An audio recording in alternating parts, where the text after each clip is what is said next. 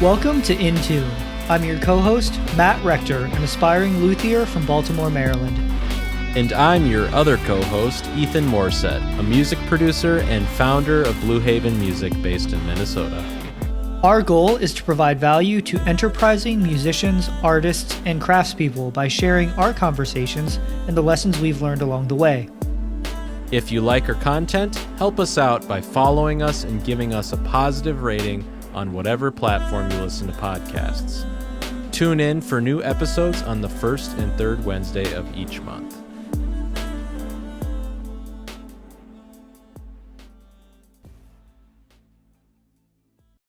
This is episode 52. Today we have another update episode coming at you from Ethan Morset and Matt Rector of Blue Haven Music and Rector Guitars and Ukuleles, respectively. I was like, Matt Rector of Blue Haven Music. What? Yeah, I bought out Blue Haven Music. Yeah, I mean, he offered me like $10 million. I really couldn't turn it down. Yeah, that's peanuts to me. So it's just yeah, with your big guitar business. Just another day for me. No, anyway, we've got some exciting things going on. Ethan recently quit had his some job. exciting. Yes, he did quit his job not that long ago. We did talk about that in episode 51. So I'm not sure how much we'll touch on that today, but Ethan did recently attend a conference for music producers. He's going to just talk to us about today. And in addition, he had some recent personal goals that he achieved as well. So I'll let Ethan go ahead and kick things off for us today. Tell us what's up. Well, Matthew, thank you for that wonderful introduction. It makes me feel real special. I knew it would. I'll try to give you a really nice intro too. Yeah, I mean, the two biggest things on the radar recently have been the two that Matt mentioned. About at the beginning of the month, so I think the conference started October 6th. I went to a conference in LA called the Production Music Conference. It was my first time being there, and I went because my mentors that I've been working with have basically said, if you're going to go to any conference for like music in television, this is the one to go to. So I made a decision to go to it a while back, and I went. We also went before the conference. We actually left a few days early, and we went to LA just as a vacation. So Nice. I got to spend a little bit of time we did a day at Universal Studios Hollywood. So we got to walk through like the Harry Potter world, and they had the Simpsons. So they had Springfield. They had like a Transformers area and Jurassic World. But that was a lot of fun. I don't really go to theme parks anymore, so it was kind of fun to do that. And this was kind of different than the theme parks I've been to because it was a lot more theme park. Because like Six Flags, they have like obviously themes and everything like that, but like this was themed specifically to The Simpsons, specifically to Hogwarts, specifically they had Nintendo World too. I'll just show you some pictures. But it was, well, I guess if you've been on my Instagram, you've seen some of them. I did see a few, yes. But that was cool. And then we went to the La Brea Tar Pits Museum, which was just like, so there's these pits of asphalt that naturally occurring asphalt in the LA area that have basically naturally preserved fossils from the last ice age. So there's a museum, and you can see some of the tar pits and everything. And they talk about like their process of getting the fossils out and all that stuff. Mm-hmm. And then we did the Grammy Museum in LA. That was another recommendation that someone had for me. And then we went aboard the USS Iowa, which is a Iowa class battleship that they used back in World War II. And we got to get a pretty in-depth tour of like the whole thing, especially how like the big gun turrets on it worked. So that was cool. And then I had the conference, and honestly, it was really just a lot of talking. So they had like typical conferences obviously have like panels and everything that you can go to, and then they have the networking aspect. Well, at this conference, they record everything, and you can go back and listen to it after the conference is over. And so I figured I'm going to spend the entire time networking. And I went to a few panels, but I missed like a lot of them. But I spent a lot of time just out in the lobby networking with people rather than going to most of the panels. And I've been watching all the videos, in the couple weeks following. But yeah, just a lot of talking. I had my list of people that like I wanted to try to shoot for meeting that I knew would be there. So I had a very like, I had a plan, right, of people who I knew who I wanted to approach, but it went really well. I get you've known me long enough to know that I get nervous about this kind of stuff, and I get frustrated about the networking aspect of things, like wishing that it just had to do with merit and not networking and all that stuff. And I think I still am that way a little bit, but I've become a lot. I've accepted that networking is just kind of part of it, right? And it doesn't have to be like pulling teeth. It can also be something that is rewarding and fun and all of those things. But yeah, just honestly a lot of talking. I met most of the people I wanted to meet. I got tons of business cards from other composers that I'm wanting to collaborate with, and I also got contact information for a lot of libraries that isn't publicly available. So now I have a direct line to these libraries, and now it's just kind of the post-conference work of following up with them and making custom pitches to each of them and trying to get music signed. So it was, as far as the goals of the conferences, which were meeting the people that I had planned on meeting on, getting their contact information because it's not publicly available, and getting connected with other composers for collaborations. It was very, very successful. It actually went better than I thought it would go, because once I got going, it kind of lubricated the wheels, so to speak, or lubricated the gears. And then it was easy. And yeah, I had my first meeting with somebody that I wanted to collaborate with today. So he's a rapper. So gonna try to work on like a hip hop. I would do more of the production side of things. He would do the top line with like the rap and all that kind of stuff. And we're gonna see where that goes. But Very yeah, cool. it's kind of the conference in a nutshell. There's not a lot of ins and outs besides just a lot of talking to people and making connections. But I do feel like I'm a little bit more in the network now. Like, there's a community, right? Where everyone, like a lot of people, I feel like I'm starting to break into that circle a little bit. And as I continue to go to conferences and interact with these people, that I'll become deeper and deeper, become more and more a part of that circle, because they'll recognize me. They'll know what I do. They'll, you know, they'll remember my name. They'll come and approach me at the conference rather than me having to approach them. And I think that's kind of the point, right? Is one of the things is to start becoming somebody that you know, a real person that they like working with and interacting with. Very cool.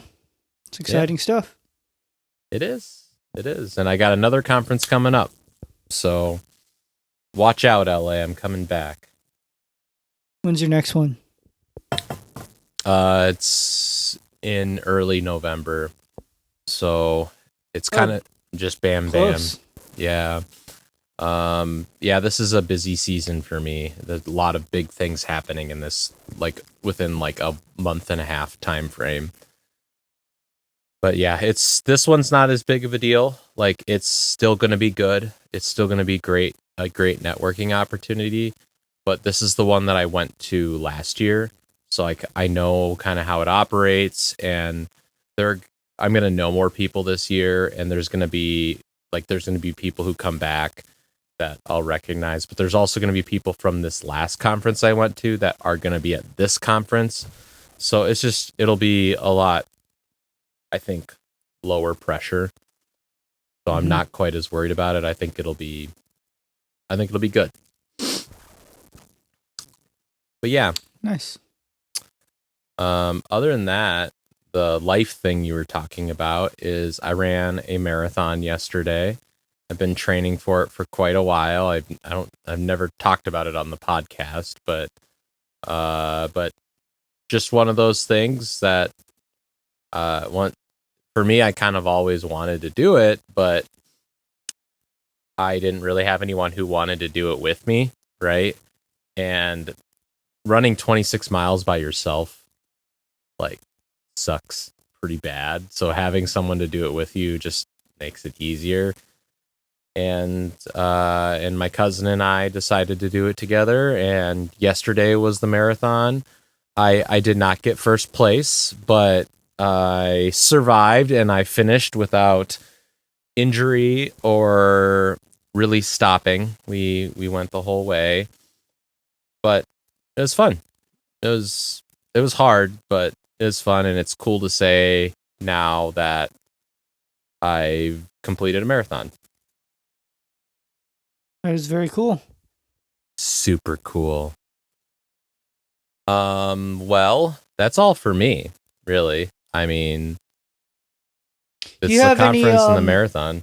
Do you have any key takeaways from either of those things, from the conference or the marathon? Just general, it could be related to, music production and networking, but it could also just be general wisdom.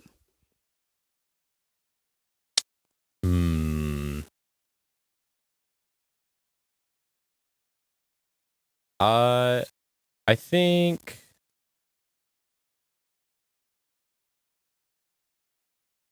I don't know. I feel like the first thing that's coming to my head, it's not really wisdom. It's just a lesson that I learn and relearn about myself, is that I can handle a lot more than I think I can handle. Like, I think I told you that the conference was kind of freaking me out before, because I just get in my head about stuff like that. I don't know. You do? Yeah, totally. Seriously, dude, it's bad sometimes. And once I got there, it was like freaking fine. Like, I just by overthinking that much, I just caused myself so much unnecessary, like, pain, like, ahead of it. And it went fine. Like, it went better than fine. Like, it went better than I expected. So it's just having faith that, it's good to prepare. I'm still going to prepare for conferences. I'm still going to prepare for a marathon, right? But, like, if I've done that, like, I just got to believe that it'll work out, And I don't know. I mean, I feel like I know that I do this. It's no surprise. Like, I overthink things. Like, That's why you made a joke about it. But I think that, um, Just to not overthink things. yeah. And like with the networking side of things, I think I didn't come up with this idea. I'm sure the people that told me about it didn't come up with the idea, but like, it's good to have a few like small talk questions in the hopper when um you're going to these networking things, just so you're like not caught without anything to say. But so like that would be like your elevator pitch and like a few like small talk questions that you can ask anybody or almost anybody at the conference just to grease the wheels a little bit. And um short of that, like just let the conversation go where it's going to go, and everybody there is there to network, right? So it's not like they're like, it's not, most people, you're not going to approach them and be like, hey, so um like what do you do, right? That's a very expected question at a networking conference. Whereas if like you did that maybe to a stranger in the like a supermarket, they'd be like, you might get some people being like, I don't want you to talk to me type of thing attitude. And I Mm-hmm. think that's what some people are worried about when they make like small talk, is they'll just like, I don't know, people will think they're weird or ignore them or whatever, or be mean to them. But like at a networking conference, like pretty much everyone there has the same motive. They're not there to like, they're not spending a couple $1,000s to go to a networking conference and not try to talk to people. Mm-hmm. So I think like just remembering that when you're going to a networking conference is the headspace that everyone's going to be in is generally going to be more friendly than what it otherwise would be in just even regular life. So just having those like small talk questions ready to go, people tend to be really receptive to them, and they tend to not give you one word answers. They tend to try to elaborate and then ask you the same question.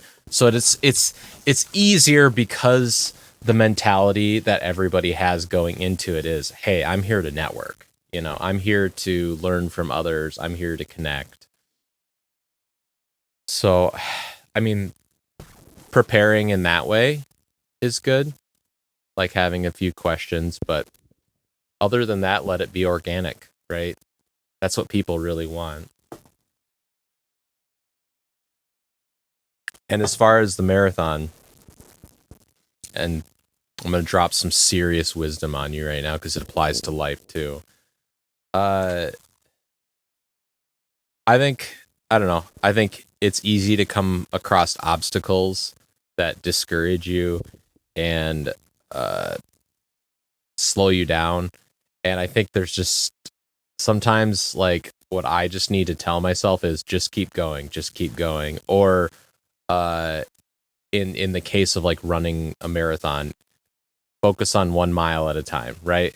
So that just that focusing on the baby steps versus the end, and just rather than being like I have this big goal that I need to accomplish, focusing on what you're doing in the moment to get closer to that goal rather than focusing on that whole goal. So like during the marathon, I was trying to repeat, you know, just another mile, just focus on this next mile, and saying things like just keep going. Uh, and I think, as cheesy as that sounds, I think like that's also very applicable to life when you encounter an obstacle or you're feeling tired or whatever, that just that mentality of just keep going, because it's that ultimately gets you to the finish line, right, of where you want to get, is that persistence basically. So nothing jaw dropping, sorry Matt, but good reminders, you know. Yeah, definitely. Good reminders. You heard it here, folks. Wisdom from the sage Ethan Morissette. I got another one. You miss 100% of the shots that you don't take. Wayne Gretzky, Michael Scott, Ethan Morissette.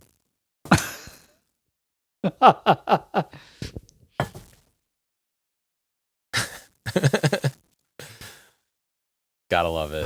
Hopefully our listeners understand the reference there. Anyone who's seen The Office, I mean, come on. But yeah, that's all I got. How about yeah? Do you have any other questions for me? Otherwise, we can move to you.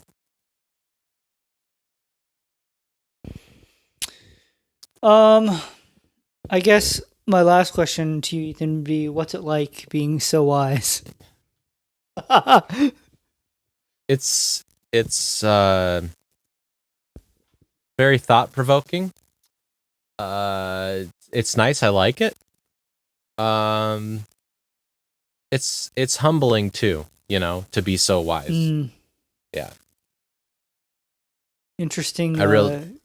Interesting or contrast. Yeah, I know, right? But that's life. Life is full of interesting contradictions. Another bit of wisdom.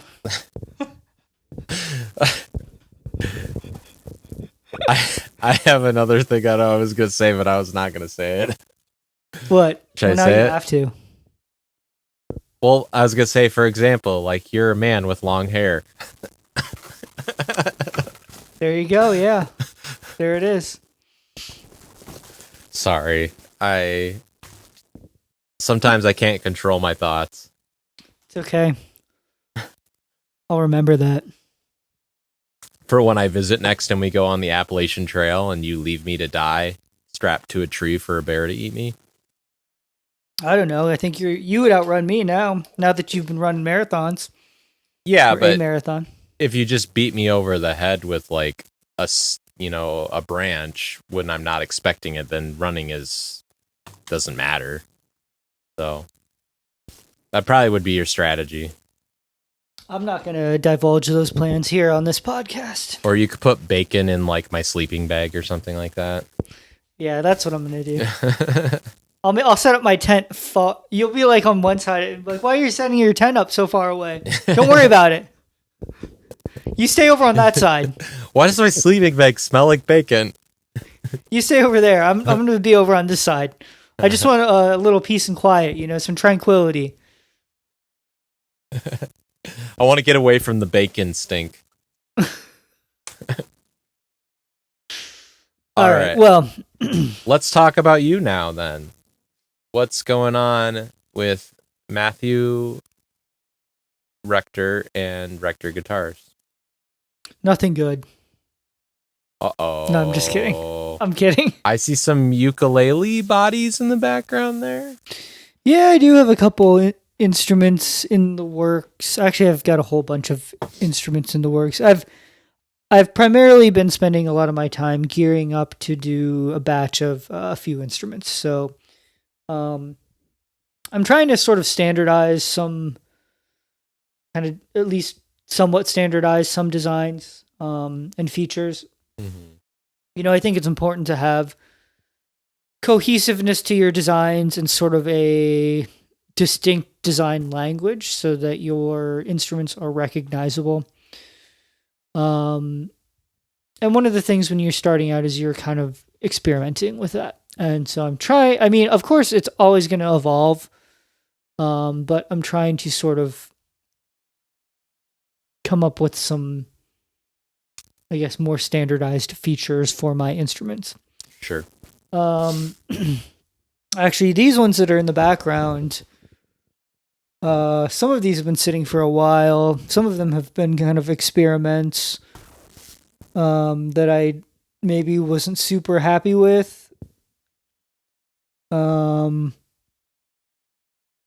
So I don't know. I think I'm still going to try to finish those, but whether or not I will sell them is another thing. I may just give them away.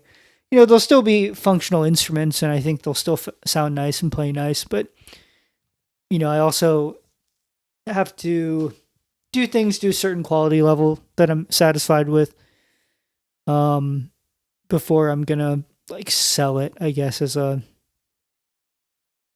one of my instruments, if that makes sense. Right. Just like the brand, that you're trying to put forward. Yeah, my friends get the experiments, I guess. So. Am I one of your friends? No. Oh. Ouch. Speaking of that, I think this is going to become the back panel of a tenor ukulele, possibly for you. Ooh. So, Ooh. yeah. And then I could use it on a song for your YouTube channel. Yeah, you could. That'd be pretty cool. Pretty sweet. What if you recorded, a song on the instrument and I used it in a video of me building the instrument? That's like Inception almost. Which came first, the song or the instrument? Yeah. But honestly, that's mostly been the updates for me. We've had some visitors lately, and trying to think.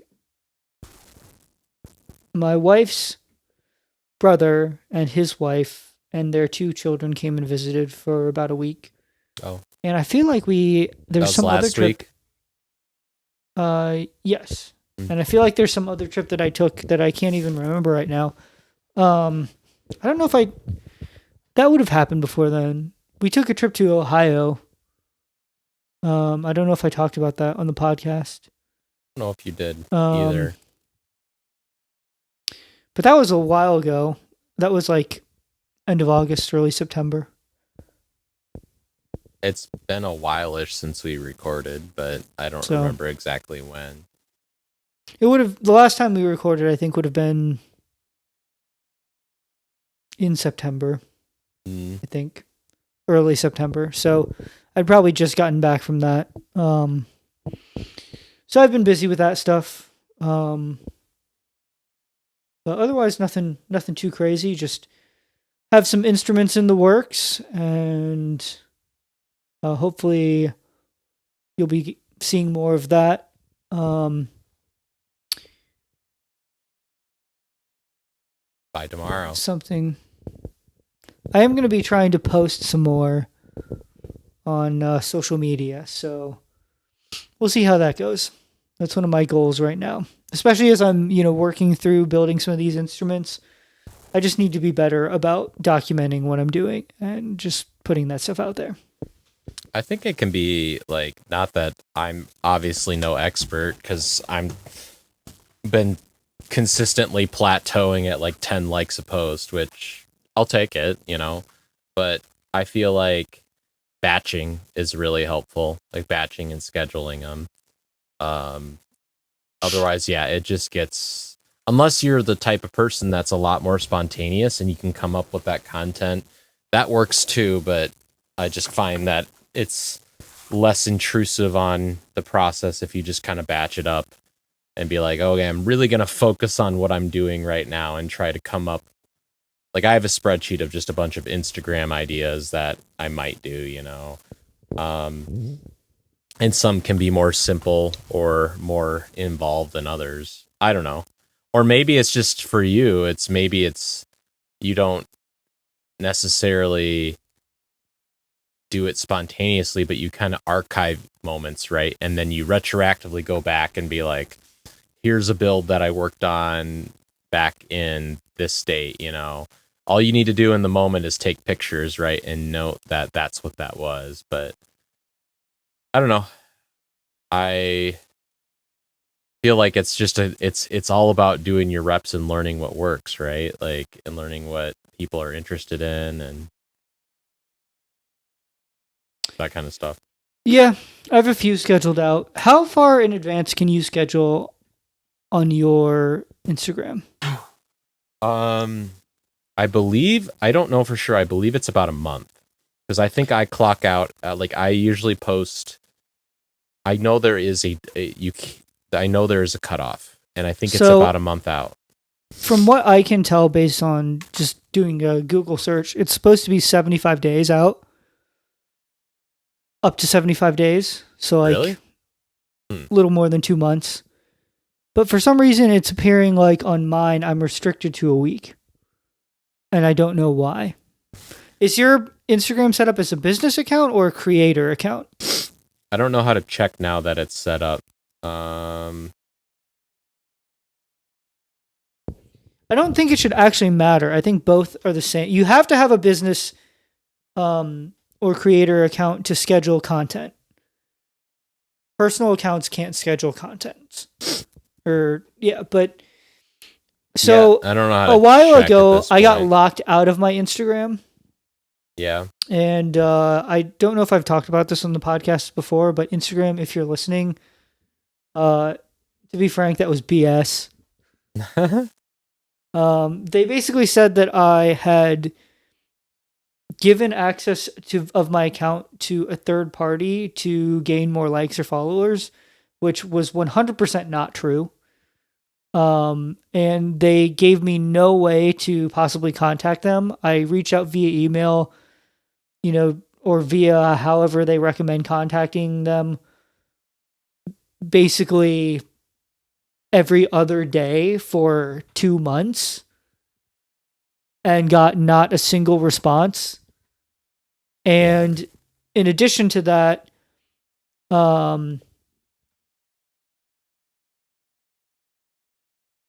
yeah, I mean, they said I was doing something that I wasn't. And then the other thing that was sort of suspicious to me was that I had basically started posting some content. I don't really want to get into politics on this podcast, but basically that were a little political Mm-hmm. and just expressing my opinion. None of it was inciting violence Right. or racism, or anything like that. It was, in fact, it was basically arguing for the opposite of that. Mm-hmm. Um, and I had felt compelled to share some things that I thought, I don't know, just were important and that I was seeing. And not long after that is when I got locked out of my account, which felt to me a lot like censorship. And Right. so, yeah, I guess Instagram, what the heck? Yeah, I've heard other stories of people having things like that. The thing that's frustrating is like I know it's their platform, but like first of all, like with today's like culture, like you don't have to be on the platforms, but you're at a significant disadvantage if you're not. And like for them to like if this is your business, right? Like that could uproot a huge part of your advertising, and especially if they are in the wrong and they give you no way to honestly appeal, it is kind of BS. Yeah, see, that's the thing that upset me. It's yeah, at the end of the day, it's their platform. You're right, and it's a service that they offer completely for free. Well, Well, okay, not completely, but there's you can do a lot for free, right? And I have not ever paid for any boosted ads or posts or anything like that. And I've had moderate success just doing what I'm doing, sharing what I share, without ever really having to pay anything. So that's great. And you're right. They don't necessarily owe me anything. But for them to say, hey, we're going to accuse you of doing this yeah. and you're going to have no recourse, I think that that's BS. And that definitely rubbed me the wrong way. Yeah. I just don't understand how they can't have a better customer. Like I know that they have a huge customer base, but I don't understand how they can't offer better customer service because like yes, they don't make money directly from you, but they do make money from you indirectly because the only reason advertisers want to put anything on the platform is because of people like you. So, and then they make their money from ads basically, right?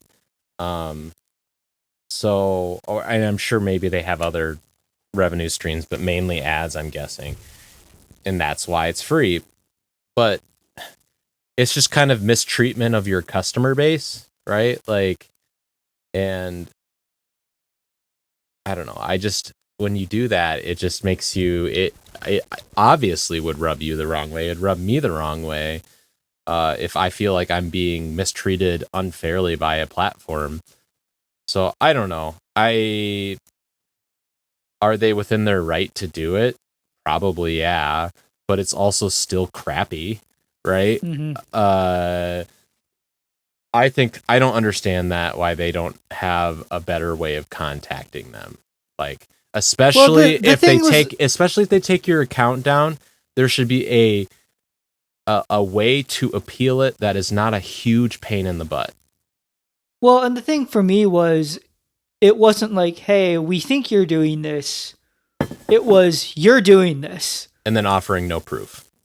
Yeah, and then not exactly. It wasn't a, hey, we think that there might be some suspicious activity with your account, like, can you please verify?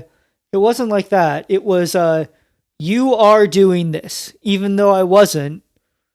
Like, and then not giving me any way to say, actually, hey, no, I'm not. Um, so anyway, I guess that whole segue was to point out that I feel like maybe it's weird because on my account it says you can actually click like what's enabled, and currently everything is green. It says that I should have the ability to do everything, but according to what I found, you should be able to schedule posts out to 75 days in advance, and right now I'm being restricted to a week. And I'm curious, I almost guarantee that it's because of that. And again, like,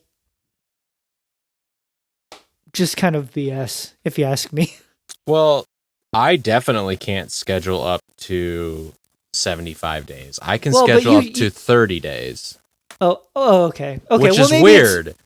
So if it is 75 days, and then the Intune podcast, that I can't schedule anything. It won't let me schedule anything. So I don't know. It seems inconsistent. We might need to change the type of account that Intune is. That's probably why. But I don't know. I could have sworn. Maybe I'm wrong. You know what? Maybe I need to do a little bit more research before I get accusatory and say you're doing this. Hey, that's what Instagram did to you. So, but it kind of seems like I'm being restricted to a week, and I'm not really sure why that is. From what I can find, I should be able to, schedule things out further than that. Yeah. Well, now I'm curious how we would make the Intune a business podcast. It's easy. Business. I can change that right now, actually, or in a little bit. Maybe it's just a quick settings change. Let's just do it after we're done recording this episode, because account type and tools, maybe switch to professional account. Yes, correct. Boom. Sure. Entrepreneur, education.